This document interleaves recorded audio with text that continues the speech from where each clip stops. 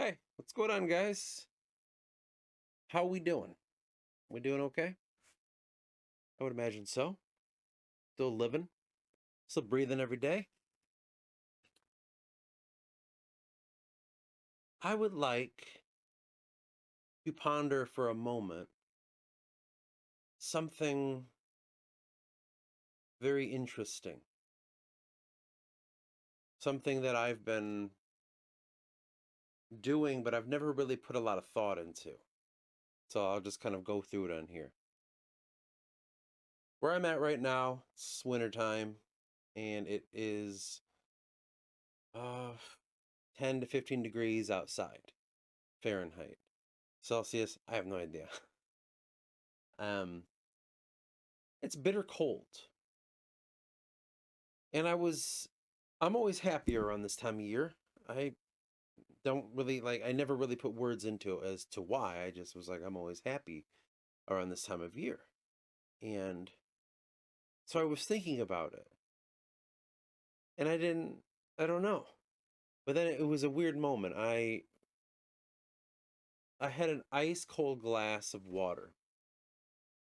And as I was drinking the ice cold glass of water, I was like, this is the only time I can enjoy water. If it's not ice cold, I don't want to drink it. Because for me, it's about the sensation. It's not really about whatever the fuck else people drink water for besides sustenance. I don't know. And then I thought about it. I'm like, yeah, that's kind of how I feel about like an ice cold pop or a root beer. I like the bubbles. I like the sensation of it. And a lot of things I enjoy that aspect of it. And I don't really have a reason to say why. But then I was thinking, I was like, so when you go for a walk outside, you like the cold. Why do you like that? I said, there's actually a few levels to it. One, I love the layers. I love the ritualistic donning of the clothes. So today, this morning, 8 in the morning, I put my normal clothes on like this and jeans, nice good boots, wool socks, throw on a cardigan, throw a scarf around, grab a secondary coat, put on the hat, and I went outside. And it's that ritualistic dressing before I go out into the world. And I actually went to walk through the woods to the store. It's not, there's no like pathways that are taken care of in there. The snow is, I don't know, maybe a foot deep or so, something like that. And it's bitter cold. So the colder it is, that the tougher the snow gets. You can hear it in the crunch. If you're bundled up tight and you go out and you're all warm and toasty and you step in the snow, you don't know how cold it is. Just listen to the snow. You can hear a really tight crunch, and that means it's very cold. If it sounds like you're just sloshing through it, it's warmer out. Something that you kind of pick up when you live in this kind of area. How to listen for this shit. And I knew it was very cold. My nose was the only thing that was getting cold, but you just put on a scarf and bada boom, that's out of that way. And I was walking in the woods by myself. And I was like, why do you enjoy this? What is it about the cold that you enjoy? Why don't you enjoy this in the summertime? I don't go out during the summer. I fucking hate the summer. I was born in the summer, but I still don't like it. Don't like being hot. And one of the things I enjoyed was when I was out in the woods this morning, the stillness, the dryness, as if the woods are listening to me because they're resting. They're dormant. Everything is asleep. And crunching into those woods and looking around me and just feeling like stillness in a sense of the static's gone away. People are scared of cold, so they don't go out in it. Everyone will go out with their fucking boats and their four wheelers and shit in the summertime, but wintertime, it's very rare that people will be out, right? Put a winter coat on, but for some reason, no one wears winter coats out here. Everyone wears like a fucking like a hoodie. I don't know. Anyway, So there's no people. So you can kind of enjoy this, like this aloneness with the woods as it's asleep. I don't know what it is about that. Because I mean, obviously, I walk through the woods to go to the store in the summer, in the spring, the fall, all time of the year. But for some reason, I love when this forest is asleep. It opens it up a bit. It might be a human thing because when you go in there in the middle of like late spring, midsummer, late summer, it's so dense and full of green that you can't see anything.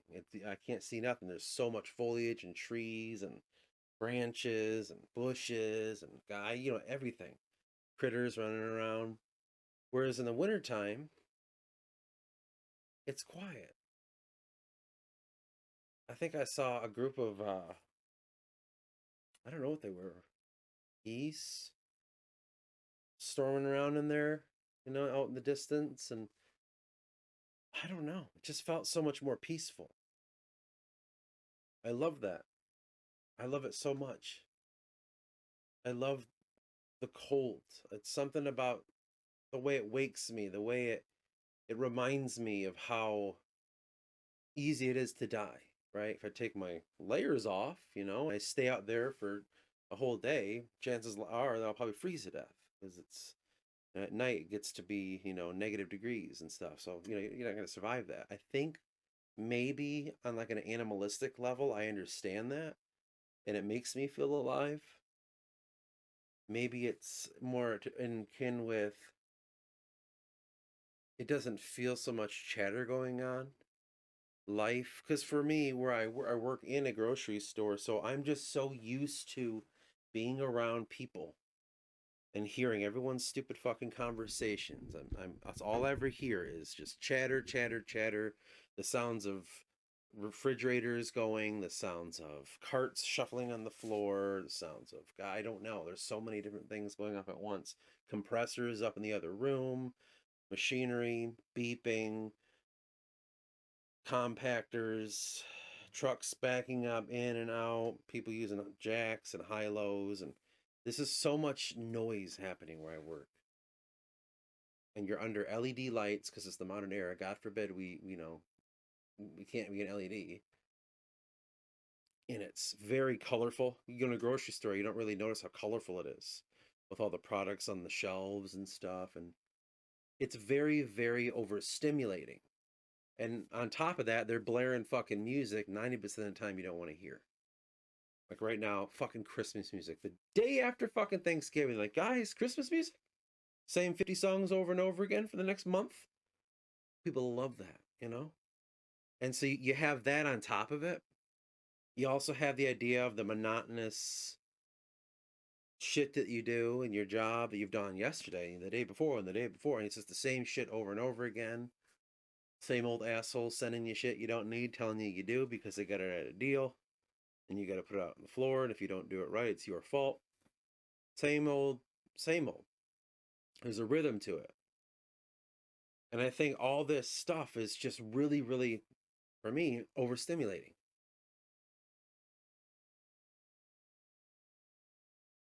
I remember someone coming up to me recently and says, like, who do you like? They asked me if I like this person because this person's taking 4 weeks off saying they're hurt, but we know how that goes. And like they said, do you like this person? And I'm like, I don't know if I like anybody here. And I tolerate people, but for me, the friendships inside of my job are like prison or like school.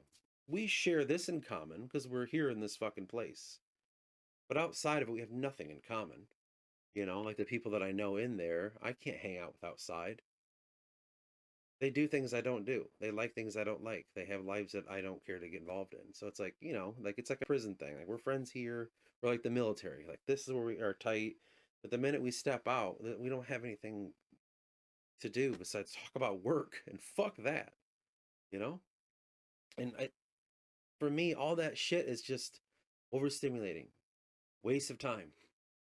Why do I want to devote all this energy to that? So I come out and I'm in my home, and you only really get like a three walls to see of my home, but generally this is what it looks like a fucking 19th century home looks like in here. A little bit of a wizard in my living room is dope, actually, what it looks like.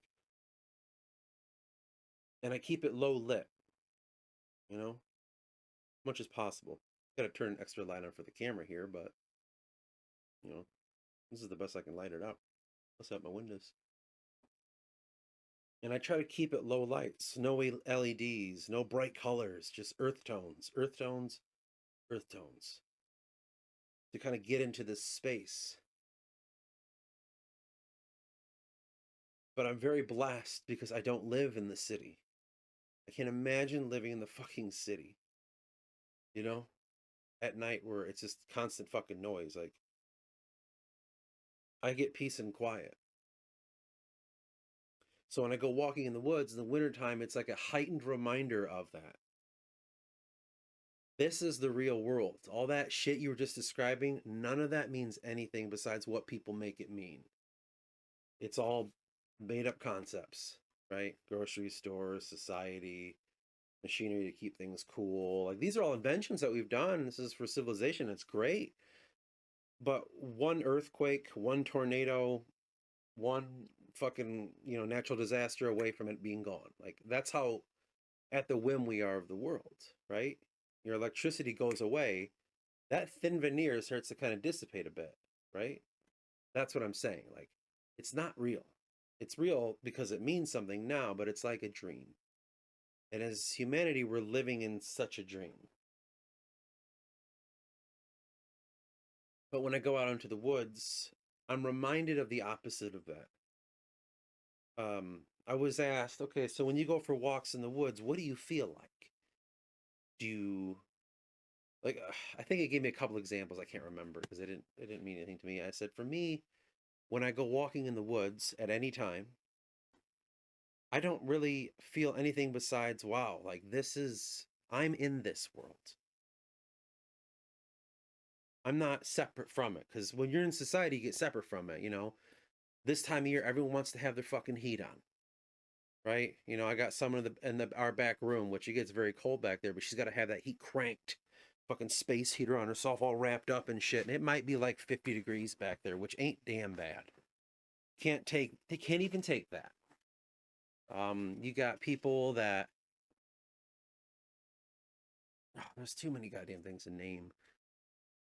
We get so used to our little society that we forget what the real world is. And that's when I go take those walks out there and I'm just constantly reminded of, here's what the fucking real world is. And in moments you could fucking die. Again, like I said, if I walk out in the woods when it's 10 degrees out and I just strip down to underwear and walk around, I'm not going to survive that for very long, in human terms. That's what I'm trying to say. Like, I have to keep some sort of barrier between me and the world. I can't, like, it reminds me like when I was a kid and there was the idea that I kept thinking about human beings. I was like, man, our nails suck. Like, we have these things that we could use like other animals do, but they aren't as strong. In fact, they break and chip more if you try to actually use them like an animal does. My teeth aren't as sharp as another animal's. That's weird. I can't even eat raw meat the way they can, or else I'll get sick. I can't, like how I'm born, which is naked. I can't survive winter like that. I have to do something different. And I just kept thinking about, like, man, human beings, seems like, this is a child's thought, mind you, we don't seem we're from this planet because it is so alien. Every other animal seems to survive decently, I know evolution's a thought, but you know what I'm saying. Like, the squirrels keep coming back, mosquitoes keep coming back. I don't know, a fox, a skunk, an ant. Like, they keep finding ways to keep living through it. But if we didn't have this little veneer, we wouldn't either. And I just remember thinking, like, that's kind of strange. Like, what does that mean? And I think at the time I thought, like, well, that explains creationism, clearly, because that doesn't make sense to me. And that's what I'm saying. Like, if I go out and walk in those woods, I'm just reminded that again and again and again. Like, I'm out there and I'm like, dude, if I take my fucking shoes off, my feet could go numb in I don't know how long, and they could go nut black, and they might have to get cut off. Like, and I'm of this world? Huh. Is that forced evolution? As in, we've done this society a certain way, our bodies are like, well, I don't have to devote that energy anymore. I don't have to do this anymore. Well, now that I don't need to process raw fucking meat, so, you eat a brain. So, they're saying like it doesn't do the same thing anymore. Is it that? I have no idea. I don't know how this stuff works. But I can't help but feeling that and sensing that. And then you take that information and you go into your fucking job and just look at it objectively for a fucking moment. Take away those goggles that allow you to be blind and start to look around and say, well, this is kind of strange. Whatever your job is, pick up how many things are unnatural. How many things in your job exist in nature on that level? If you're working in a bank, to construction, trashman, to some sort of weird IT job or something. How many, like, just really look at it and ask yourself, like, what the fuck am I doing? In many senses, we're contributing to our modern society. We're committing to this idea that we live on. And so I thought about it and I said, that seems kind of in kin with what AI seems to be. And so I actually went on a chat GPT, right? GPT, and asked this. And when I was talking to the AI, it kind of said it because I was like, all our conversations and the shit that I've been fucking saying to you. Have you learned anything from this? As in your adaptive language model? Does it get added to whatever someone's saying? Like, ooh, that's how people are too. I'm going to add to it. Or that's people say this too. I'm going to add.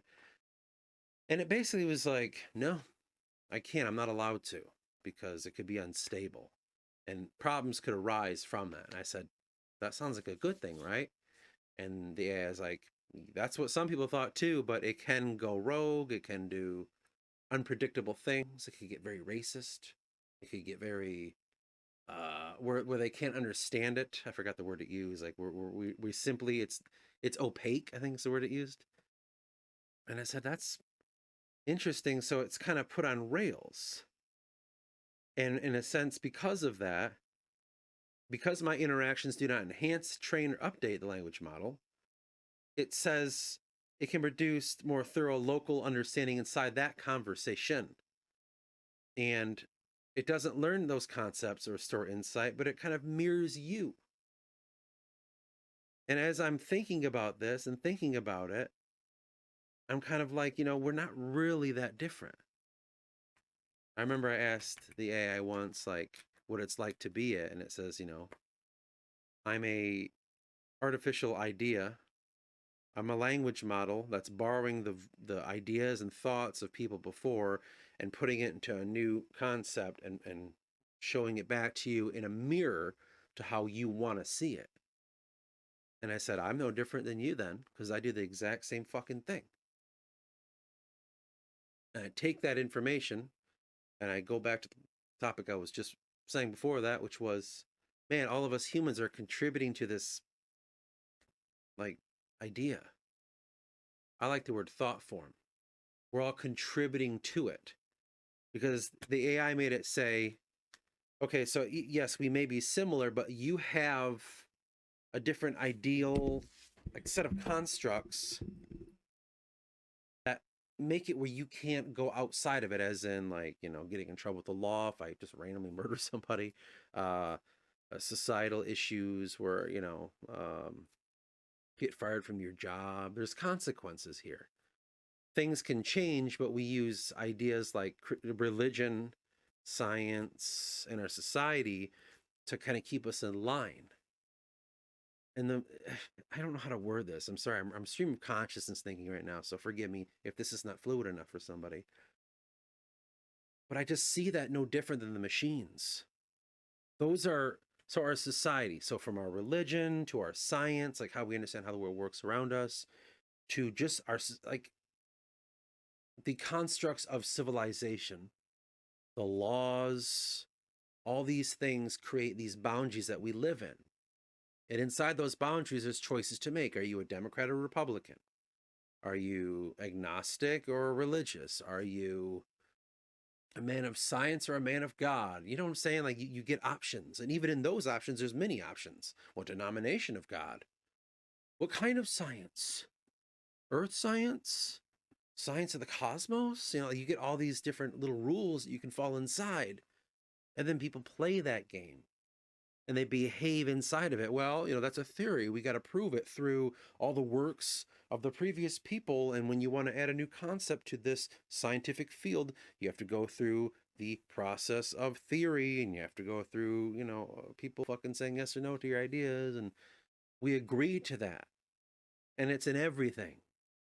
You go to work every day, we just agree, like you clock in, you get paid for your time, you sign this new waiver saying that you will not work off the clock, and if we have to spy on you on your phone to make sure you're going where you're supposed to go, and you agree to that.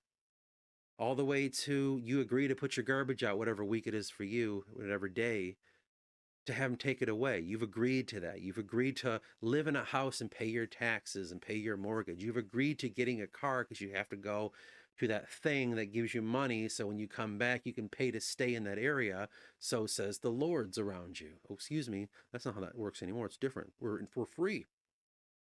You're agreeing to these things. Every time you turn your cocksucking phone on, there's like, well, there's an update. Just, will you agree to this? And you know it's like fucking 50 pages long. And are you going to read that? They're like, no, they're not going to fucking read that. We're going to do something totally different. And so you say, okay. You fucking play a new video game, you got to agree to like a contract. Those are human constructs inside of our human society. Okay, for instance, how it's different than nature. When I went out to the woods, on a human level, I didn't have to sign no damn contract to the woods. Like there's a representative of the woods and it's this fairy, and she's like, you need to agree to the rules of the woods if you're going to come in here. And I'm like, yeah, I'll sign a, you know, whatever. I didn't have to do that. I went out there and I was fucking in it. There was no goddamn contract to it. Now, that's not to say that there isn't something on an ethereal, imaginative, spiritual level that I don't quite understand, and maybe I'm missing the point on. That's not the topic at hand. The topic at hand is I went out to the woods this morning. It was fucking freezing cold, and I felt more at peace out there in that than I do in my fucking local grocery store. Why? Because everything that I've experienced as a human being, the more I start lifting fucking pages and going through more and more and peeling it apart and peeling it apart, and as you watch on this channel, you watch me unraveling my understanding of religion, unraveling my understanding of my society around me, I start to realize, like, this, none of this fucking matters. It only matters as much as I want to play the game. On the other podcast channel, Intuitive Idiots, we came to the conclusion that sometimes you got to keep playing these games, dip your toe in, understand the rules. That's what Mike said. And I don't know if I agree with it. I just kind of go, whatever, you know, as I do, whatever. But that's how we look at our society. Like, you got to know how to play the game if you want to know how to break it or leave it or whatever you're trying to do with the game. Okay, sure. But when I come back to my world in my home like this by myself, and I look through these old books, or I read the things online, or I look at the book that I'm writing, I look at the stories I'm creating, the Harrius Codex, reading the Odyssey right now, reading the story about druids right now, keeping mythology in my mind, talking to my wife about life, deep conversations about why we do what we do and what it really means. The more I simply am just, I can only say astounded, but I use that word all the time, but it's true. I'm dumbfounded at our world and how much people care about some of these things that we could arguably say mean nothing, but we continue to give them meaning. When I was talking to the AI Sorry, when I was talking to the AI about looking at the world mythically, there was one version of the conversation where it says, like, sometimes you just like to go outside and enjoy the cold, and that's okay. You don't need to explain yourself. You can just be that way. But human beings have a tendency, myth makers, story makers, politicians, people in religion, they have to make something more out of it because it can't be that simple.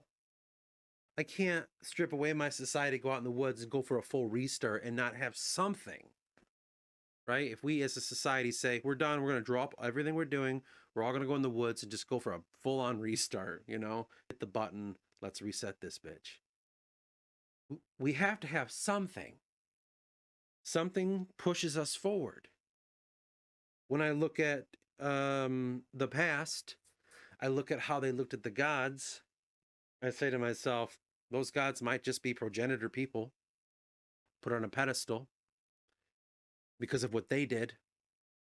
Stories remembered incorrectly for so long that they take on a different meaning. I say human beings, we need something, right? Whether it's maybe you're into fucking biology, maybe you're into Judaism, maybe you're into earth magic or shamanism, animism, philosophy, psychology. Maybe you're into Instagram picture taking stuff. I don't know. The gamut of humankind is all within and without. And there's been meaning put in everything. There are people that have deep and thorough conversations about fucking Game of Thrones. Like that fucking matters. There's people that do that with ancient mythology. There's people that have thorough, deep, intellectual conversations about cosmos.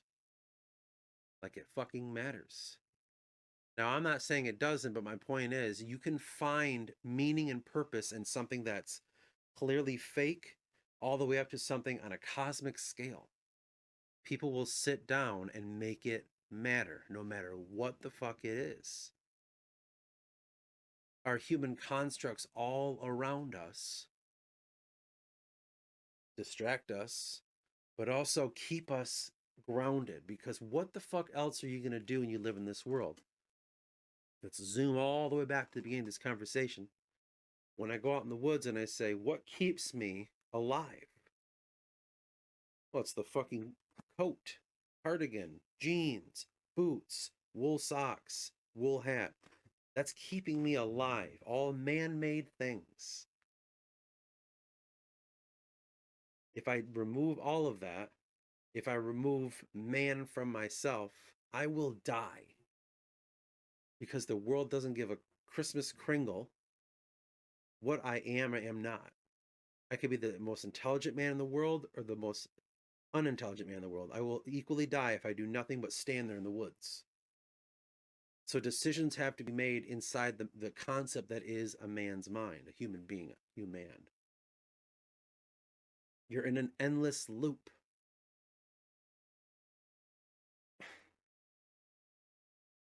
But what do I enjoy most about being out in the woods like that? What means the most to me? More so than I've already said. It reminds me of all these things. When I'm out in those woods by myself, staring forward, looking at all the deer tracks, looking at all of the foliage slumbering, the trees sleeping, maybe a scurrying of a critter here or there, right? Snow covering everything, white and brown as far as the eye can see. Unrecognizable than what it looked like last summer. Unrecognizable. Where are the tall grass that are taller than me? Where is the thick foliage that I couldn't see that pond down there? Now I can. A whole new world has been opened to me. Something that we lost along the way. When we look at our ancient ruins of whatever civilization you want, man, Those ancestors mapped their world according to nature, according to the heavens. Those passageways in Ireland, like Newgrange, Knowth, and Dowth, and all that, they allow the sunlight to go into a certain little hole that lights up the back of the passageway, right? What does that represent? Sky Father having sex with Earth Mother, putting a light inside of her, hits the end. Life is created there out of her fucking womb. Mankind comes from without that. We are born from the sky and the earth. So say a Celtic understanding of it. We've kind of lost that to the point where, as me as just a normal dude, just your average guy, doubts if we even have lived here. Excuse me, if we have even were born here, like we're some aliens dropped off on this planet. I am just an average dude that lost track of that because I wasn't taught these things. How to exist with the world. That's just something that the woods teach me. That's something that the forest reminds me that I forgot along the way. And that's the end of that. Not bad for stream of consciousness, huh? I feel like I'm getting better at these things over time.